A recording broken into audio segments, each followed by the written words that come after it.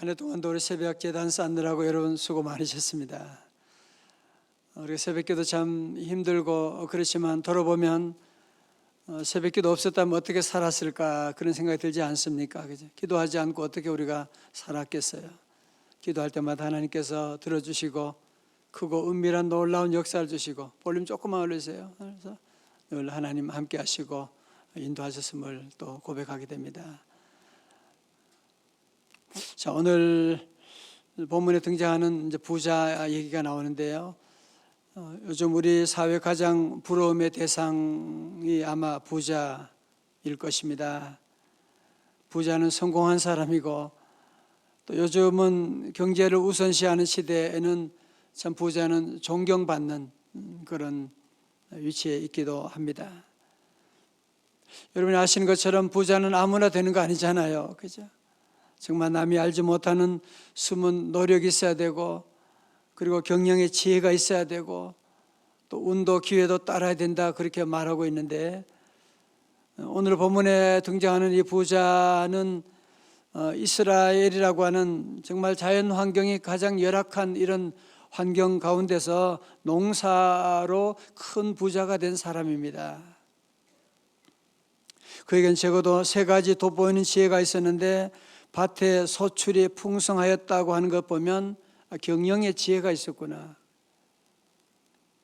또 더 큰 곳간을 지어 생산한 농작물들을 다 보관하겠다고 하는 거 보면 또 이 사람은 관리의 지혜가 있는 사람. 또한 그는 평안히 쉬고 먹고 마시고 즐거워하자라고 하는 것을 보면 그냥 쌓기만 하는 부자가 아니라 즐길 줄도 아는, 소비할 줄도 아는 소비의 지혜가 있는 그런 부자였습니다.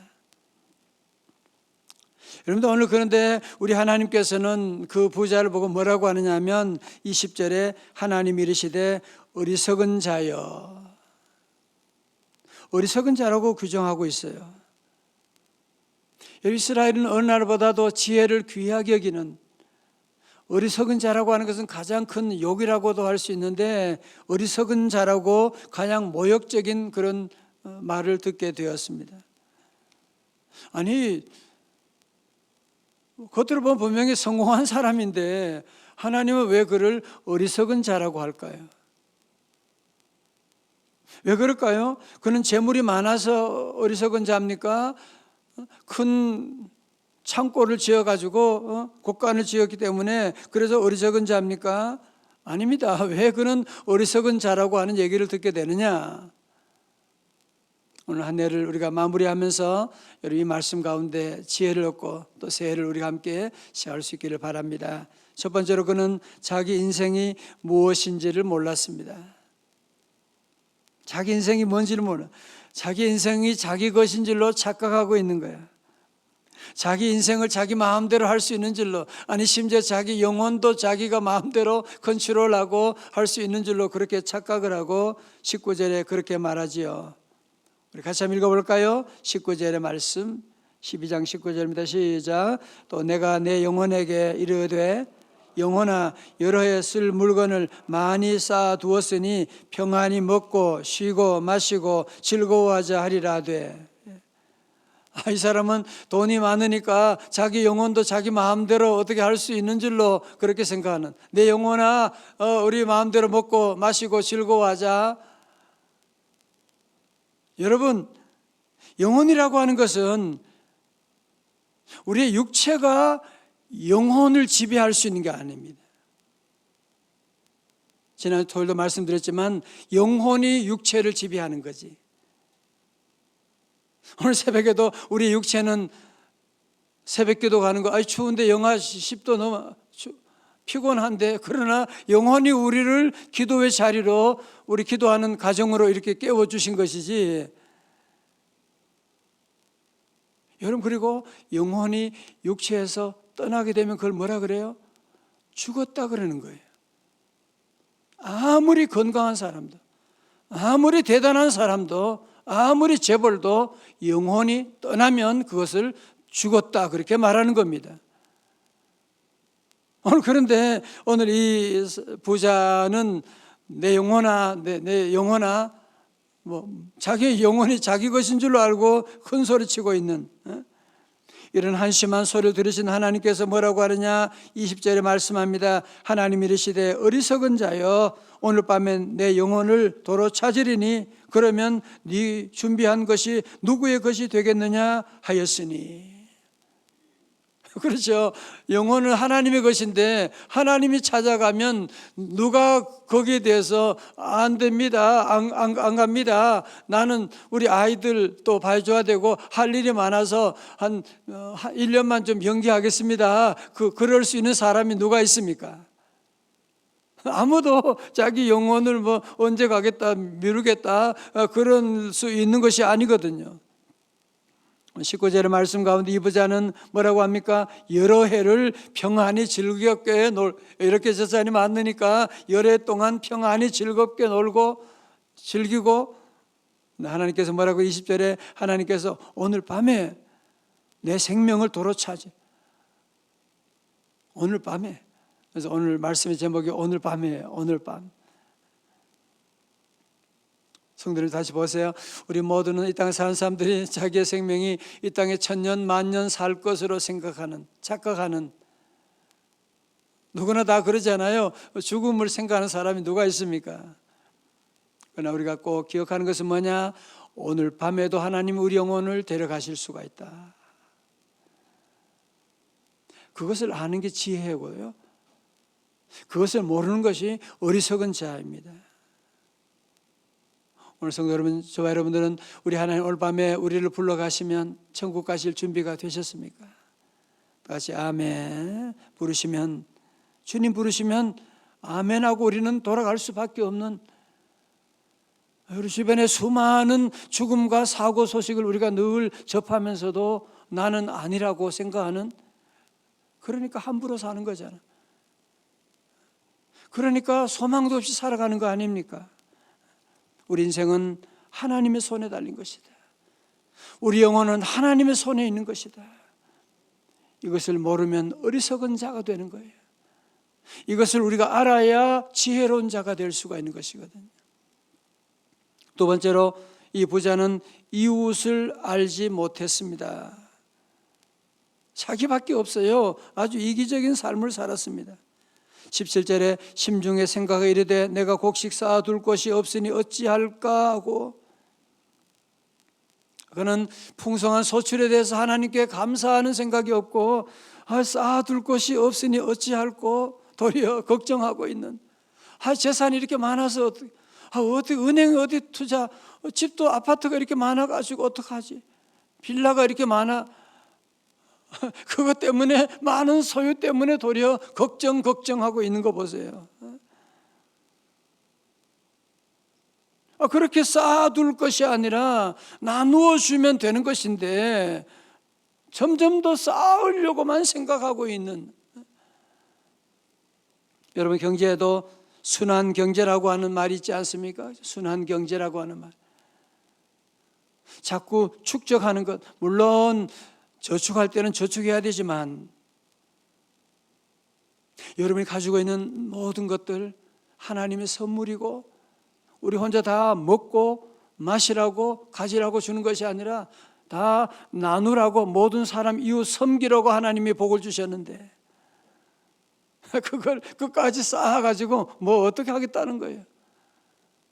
여러분 보세요. 어떤 재벌도 그 많은 재산 다 쓰지도 못하고 다 가져가지도 못합니다. 이 사람은 자기만 생각하고 자기의 장래 미래를 위해서 내가 더 쌓아두어야 되겠다. 그것 때문에 걱정이 너무 많아. 우리 예수님께서는 마태복음 6장 19절에 말씀합니다. 너희를 위하여 보물을 땅에 쌓아두지 말라. 거기는 좀과 동록이 해하며 도적이 구멍을 뚫고 도적질하느니라. 20절 오직 너희를 위하여 보물을 하늘에 쌓아두라. 거기는 좀이나 동록이 해하지 못하며 도적이 구멍을 뚫지도 못하고 도적질도 못하느니라. 보물을 하늘에 쌓아두라고. 이거 하늘에 쌓아두게 되면 그 어느 누구도 도적질할 수도 없는 것이고 그런데 땅에 쌓아두겠다고 하니까 늘 마음에 불안하고 걱정될 수밖에 없는 그런 삶이 나였던 것이거든요. 오늘 본문에 가장 많이 등장하는 단어가 하는데 뭐냐면은 나라고 하는 단어. 이 사람은 계속 나를 얘기하는 거야. 무려 6번이나 나와요. 내 곡간, 내 물건, 내 곡식, 내 영혼. 이웃에 대한 배려가 전혀 없는, 생각이 없는, 자기 욕심으로 가득 차 있는, 이웃을 생각하지 못하면 어리석은 자가 됩니다.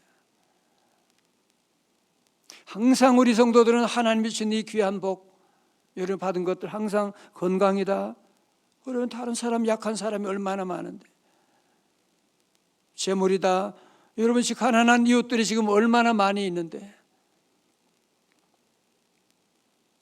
이번에도 우리 사랑 나눔 박스 성탄절에 함께 벌써 10년째 하는데 성도들이 벌써 한 200개 한 것 같아요. 우리 카운트 된 것만 해도 182개니까 또 그냥 제가 가져가라 그랬잖아요. 그래서 그냥 가져가시고 이웃에 나눠준 분도 계실 텐데 너무너무 감사한 거지. 앞으로 이제 2배는 해야 돼요. 그렇죠? 왜? 하나님 주신 이 은혜를 여러분이 자꾸 나누어야 되는데 자꾸 쌓아두겠다고 자꾸 생각하고 이웃을 생각하지 않으니까 하나님께서 뭐라고요? 너 어리석은 자라고 말씀하고 있는 거거든요. 세 번째로 그는 하나님을 알지 못했어요. 여러분, 물이 절대적으로 부족한 이스라엘에서 농사를 지으려면 비가 내려야 되고 햇빛도 있어야 되는데 하나님의 은혜 없이 어떻게 농사를 할 수가 있습니까? 하나님의 은혜 없이 어떻게 그 많은 소출을 쌓을 수가 있겠습니까? 모든 것이 다 하나님의 은혜로 된 것인데 하나님에 대한 감사하는 말은 전혀 없고 도리어 걱정하고 있는, 철저하게 내 곡식이라고 그러고 내 곡간이라고 그러고 내 영혼이라고 그러고, 오늘 현대인이 그러잖아요. 돈 좀 벌으면 다 내가 수고했고 내가 애썼고 다 자기가 다 애써가지고 번 거라고 생각하고, 아니 자기가 수고했지만 그러나 그 몸은, 그 지혜는 누가 주신 건데, 그렇게 일할 수 있는 환경은 누가 허락해 주신 건데, 하나님의 그 은혜가 큼에도 불구하고 하나님에 대한 말씀이 하나님을 전혀 인정하지 않는 거야. 21절에 말씀합니다. 자기를 위하여 재물을 쌓아두고 하나님께 대하여 부요치 못한 자가 이와 같으리라. 하나님에 대해서는 전혀 부어쥐었지 않고 하나님에 대해서는 전혀 무관심하고 있는 사람. 시편 114편 1절에 누가 어리석은 자라고요? 어리석은 자는 그 마음에 이르기를 하나님이 없다 하도다. 저희는 부패하고 소행이 가증하여 선을 행하는 자가 없도다. 어리석은 자는 하나님이 없다. 제 눈에 안 보인다고 하나님이 없다. 하나님이 없다 그런다고 하나님이 없는 거예요. 하나님이 어디 있어? 아무것도 모르면서 그런 소리 하고 있는, 그런다고 하나님이 없어. 여러분이 만약에 2층에 3층에서 무슨 중력의 법칙이 뭐 그런 게 어디 있어? 그리고 여러분 밑으로 뛰어내리면 중력의 법칙이 적용이 안 되나요? 어떻게 되겠어요? 없다라고 없는 것이 아닌데 하나님이 어디 있어?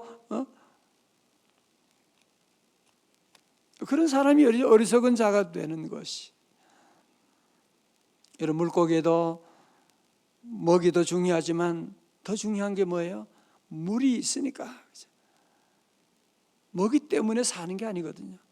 더 중요한 물이 있는 것이, 물 안에 있는 것이거든요. 오늘 저와 여러분도 우리가 이 땅에 살아가는 모든 것들, 여러분이 먹는다, 내가 운동한다, 그래서 건강한 게 아니에요. 우리의 삶을 감싸고 있는, 내 삶을 애워싸는 하나님의 은혜, 하나님의 은혜가 우리 모두를 감싸고 있지 않습니까? 하나님이 없다, 하나님이 어디 있어? 하나님께서 너 어리석은 자야, 네 영혼은 오늘 밤에 내가 데려갈 텐데 그러면 네 쌓은 모든 것이 그것이 누구의 것이 되겠느냐? 여러분이 수고한다고 해도 하나님이 거두어 가시면 여러분의 주변에 장례식 여러분이 지난주도 왔다 갔다 했잖아요. 한순간에 떠나게 되는 거예요. 우리 생명이 있을 때 늘 감사하고 늘 하나님의 은혜를 기억하고 하나님께 감사하고 여러분 내게 재물이 있다, 시간이 있다, 건강이 있다 늘 우리는 이웃을 늘 생각하고 나누어주고 그것도 잠깐이에요. 더 이상 할 수 없을 때가 온다니까요. 노벨상을 제정한 알프레드 노벨에 대한 일화 여러분 들어보셨지요? 1888년에 노벨의 동생이 사망했는데 신문사가 착각을 해서 노벨이 죽었다고 하는 잘못된 부고 기사를 냈어요. 다음날 아침 노벨은 신문 읽다가 자신이 죽었다는 사망기사 읽어서 깜짝 놀랐는데 그 사망기사에 뭐라고 나오느냐, 죽음의 상인 다이너마이트의 왕 알프레드 노벨 사망하다. 이거 다이너마이트 만든 것은 노벨이지만 자기가 만든 것으로 사람들을 대량 학살하게 되는 살상하는 무기로 사용될 것이라는 것을 전혀 생각을 못했는데 그런 생각하니까 얼마나 깜짝 놀라게 되고 물론 자기가 죽은 건 아니지만 자기 이름이 비슷한 동생이 죽었는데 그 당시에는 뭐 이런 정확한 정보를 다 얻지 못해서 그런지 잘못된 기사를 만들었지만 부를 엄청나게 축적하고 살상하고 그런 사람이 죽었다고 하는 그런 기사를 보고서 너무 큰 충격을 받게 되는 거예요. 내가 이렇게 살면 안 되는구나. 그러니까 결단한 게 뭐예요? 그 자기의 전 재산을 가지고 이 사회 인류에 공헌한 사람들에게 노벨상이라고 하는 수상을 만들어 가지고 지금도 세계에서 가장 권위 있는 상이 노벨상이지 않습니까? 그때 그 말씀, 그 자극을 받고서 내가 이렇게 살면 안 되는 것이구나.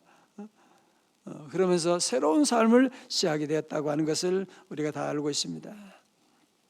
우리 한 해가 이제 곧 얼마 남지 않았는데 오늘 저와 여러분 다시 한번 우리 모든 생명 하나님의 은혜로 여기까지 왔구나. 다 같이 아멘. 하나님의 은혜로 우리가 이곳까지 온 것이고 여러분이 가지고 있는 모든 재산이다, 모든 건강이다, 모든 것 다 하나님의 선물이지. 우리가 다 잠깐 동안 우리는 이 일을 맡고 있는 청직이거든요. 청직이라고요. 잠깐. 대통령도 잠깐 하는 거야 그거. 5년 하다가 내려와야 돼. 그걸 늘 생각하고 해야 돼요. 뭐든지 다 잠깐 있는 것인데 그 잠깐 하나님이 맡긴 기간 동안에 우리가 맡은 일들을 충성을 다해서 하나님의 귀한 뜻 가운데 잘 섬겨야지. 자꾸 쌓아두려고 자꾸 쌓아둘 생각만 하고 그것만 걱정하고 더 쌓아둘 것이 없을까? 오늘 현대인들이 자꾸 쌓아두려고만 자꾸 자기 생명이 천년 만년인 줄 생각하고